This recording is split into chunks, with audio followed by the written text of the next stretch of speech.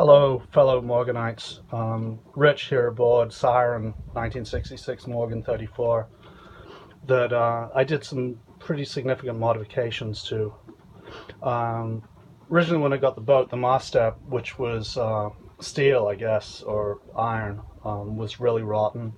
There was a turning block at the base of it that the wire rope from the centerboard lifting cable ran around. And all of that was pretty rotten. So what I did was consulted with Brian Toss. Thank you, Brian. Did an awesome consult really quickly. And he said that cutting the mast horizontal to fit in this new encapsulating mast step that I had as stainless steel would be a reasonable fix.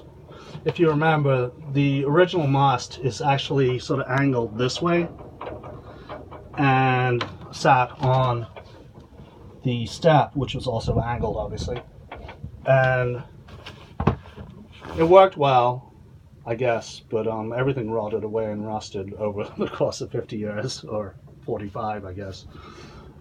So I replaced the original step with this stainless one.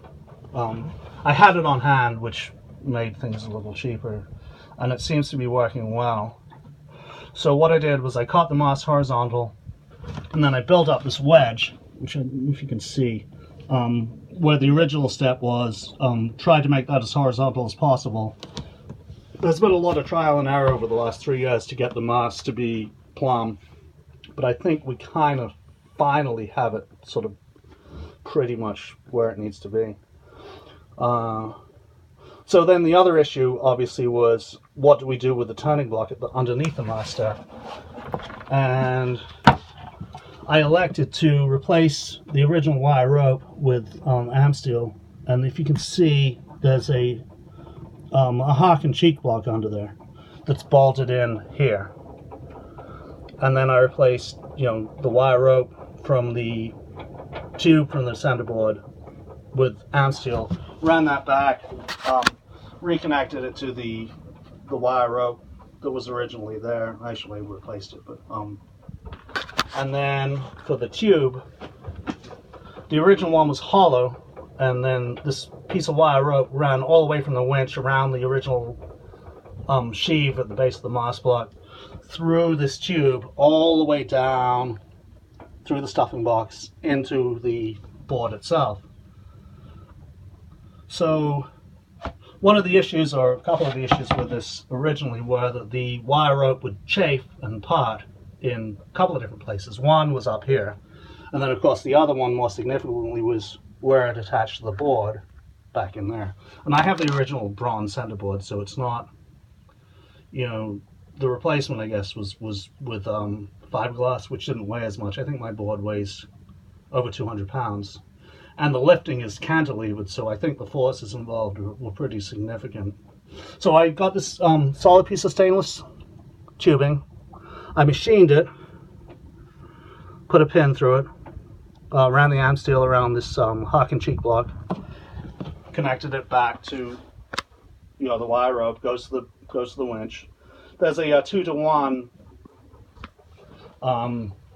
pulley on the winch that I don't think the newer boats have.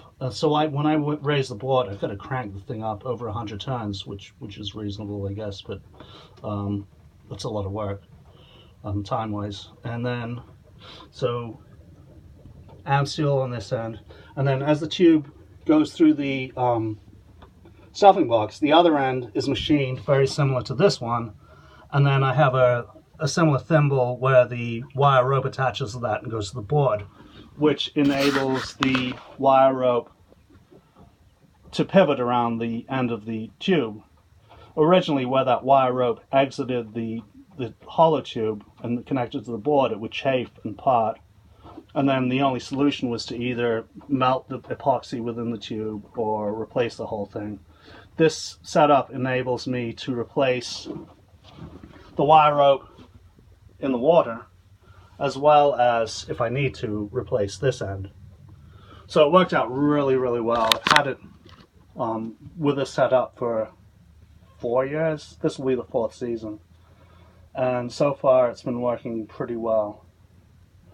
And anything else, I'll post another video, but hopefully this gives some sort of insight into how to maybe replace the original seal fittings. So fair winds, thank you, bye.